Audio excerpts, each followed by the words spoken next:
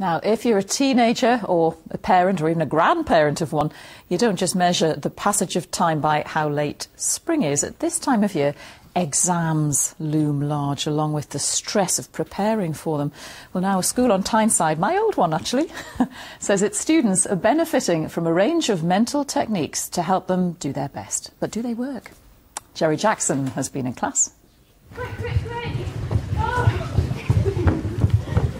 And we're there! I know, it doesn't look much like meditation, but it is part of their relaxation. It's called Mindfulness, and the students at Marden High School in Cullercoats are the first in the region to take a whole course in it. Feel the feet on the floor. These are young people under pressure. Every Tuesday, practitioner Jill arrives to teach them how to resist the effects of stress, think positively, and keep everything in perspective. One thought can just get bigger and bigger and bigger, like a snowball coming down a mountain. It gains momentum, a bit more emotion, and it gains power.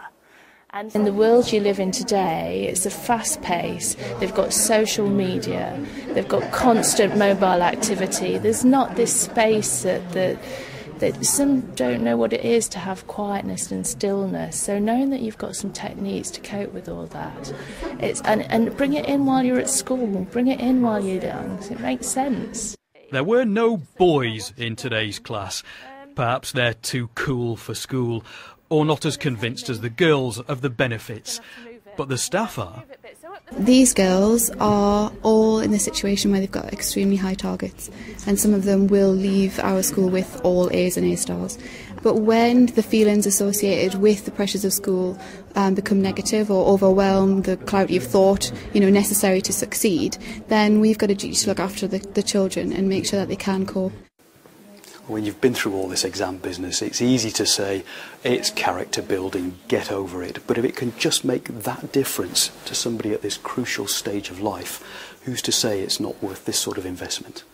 I do it before and during an exam, and it just helps us concentrate a lot more, and I realise the results after, when I get my exam results back and stuff, and they're a lot improved than they were before. Well, at first I didn't really think they would, because sometimes I feel a bit they seem a bit silly at the time, but then afterwards, in exams especially, for the rest of your life you're going to have those results on your CV, and it can get quite emotional. Jerry Jackson, BBC Look North, Tyneside.